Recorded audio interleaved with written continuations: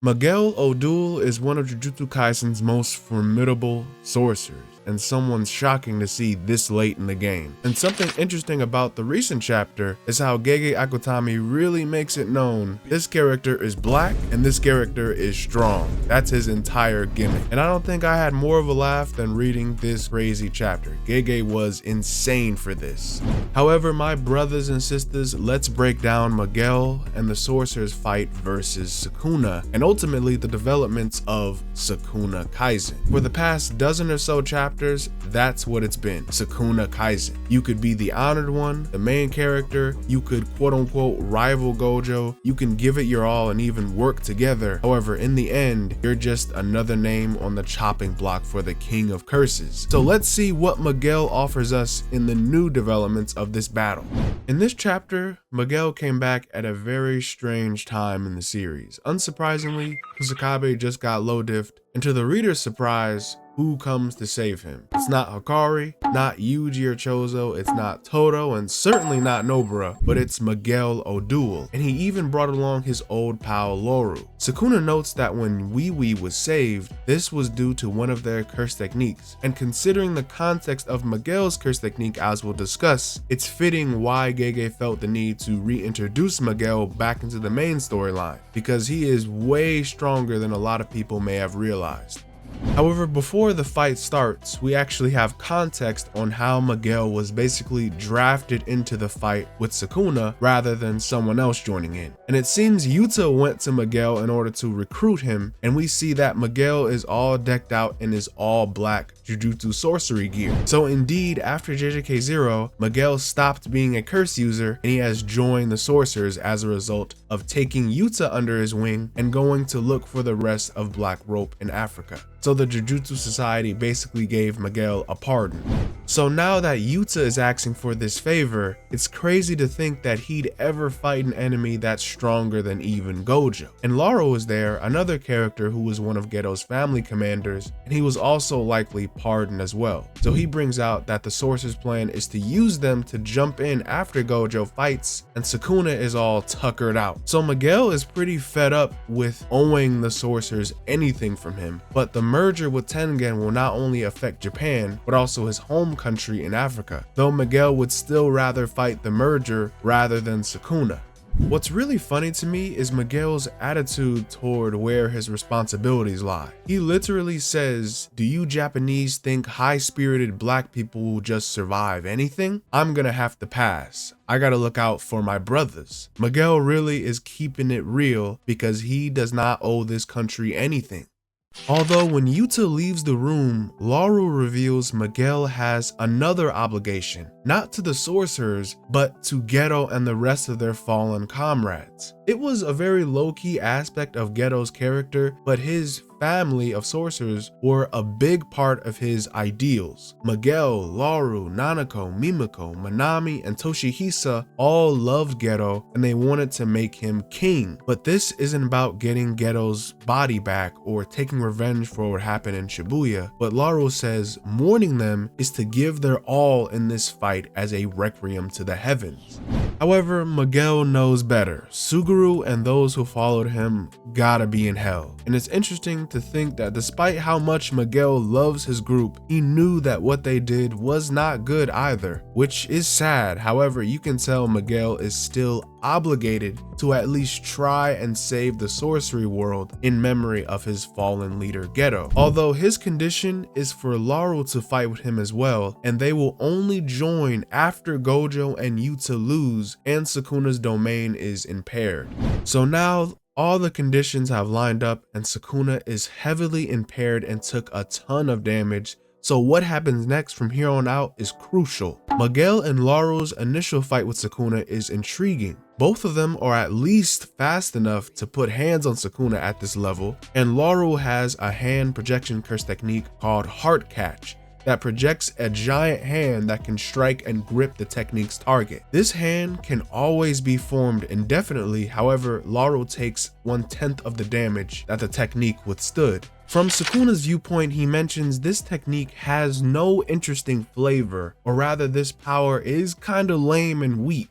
However, Miguel's technique does pique Sukuna's interest. Miguel's curse technique is called Hakuna Lana, which is from the Swahili language, and this is a song of exorcism, like a ritualistic dance the Maasai warriors might display, which in real life, these people are incredibly athletic and they're famous for their insane vertical jump, but Miguel definitely reflects that athleticism. There is a beat etched into Miguel's body that expels curses and will enhance Miguel's physical capabilities. Gojo says it's like Miguel is creating buffs and debuffs without the use of a domain. And a domain expansion, of course, will grant the user a buff in their environment and limits the opponent's effectiveness of their curse technique. So I'd imagine Miguel's power would seriously buff his movement and agility. Gojo mentions the technique itself is useful, but not all that scary. What is scary though is Miguel's build. 99% of sorcerers are Japanese, but add cursed energy buffs to these people, I beg your pardon, physiques and muscle masses which are rare in Japan, and the result is pretty menacing. Miguel notices Gojo's rashness and he kind of lets him know that, hey, that's kind of racist. Not all black people are athletes, and I'm not special because I'm black. I'm special because I'm me. And yo, that dude Miguel is really talking that talk. This was quite a shocking reveal. So Gojo is really out here racial profiling Miguel and his people, but really it's not his fault because that's just ignorance. I doubt Gojo really went overseas much, and it's not so wrong to think genetically Africans would have a much stronger and bigger build than the average Japanese person. It's just funny how insensitive Gojo was on this particular subject. His mind was so focused on sorcery, he never considered how it made him sound. However, Miguel is still menacing because of his physical power. Gojo mentions if he and Miguel were to fight without cursed techniques, 1-to-1, and only bare knuckle with cursed energy enhancements, Gojo wins the marathon. However, Miguel wins the sprint. His raw cursed energy strikes may likely be harder and more powerful. Overall, it's very impressive Miguel endured that beating for 10 minutes. But it's even cooler now that we get to actually see his real power against Sukuna, and he is actually nice. Moving to the beat, Miguel can dodge Sukuna's slashes like light work, and he just as easily can parry Sukuna's strikes and directly punch and counter him with little effort. Although Sukuna is completely unbothered and he still seems a little unsatisfied. All of a sudden, Chozo attacks, Yuji attacks, and Maki attacks, taking Sukuna's arm and further nerfing Sukuna's soul.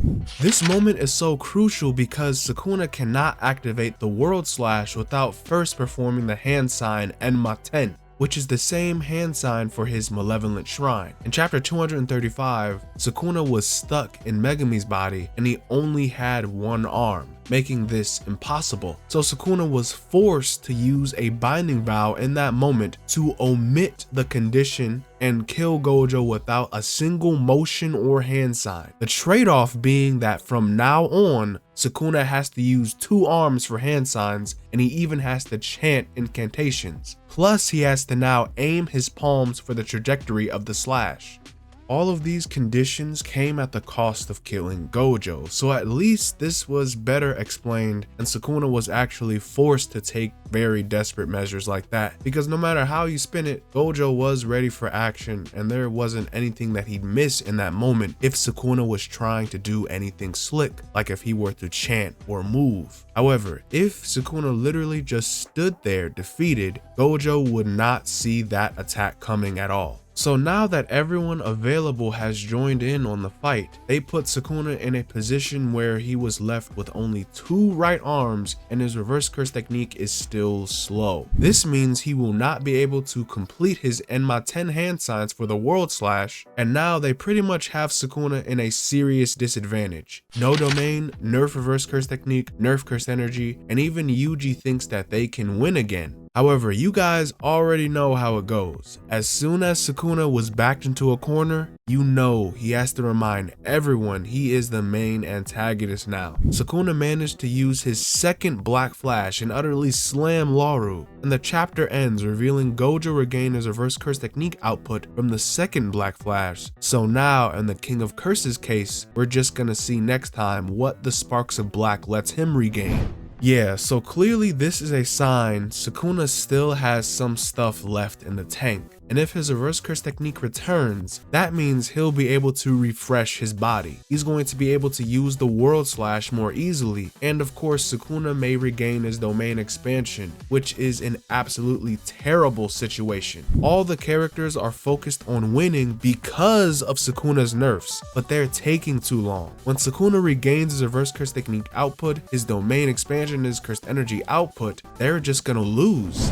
However, this is actually going to be quite a spectacle, seeing Sakuna fight Yuji, Maki, Chozo, and Miguel, plus whatever other conditions may come into play. So my brothers and sisters, what do you think will happen? Will Sakuna unleash domain expansion, the world slash, reveal his new curse technique, or perhaps all those options at the same time? Let me know in the comments, as well as how do you guys feel about the Sukuna Kaisen takeover. But that's it for this one, my brothers and sisters, and I'll see you awesome guys in the next one. Bye-bye.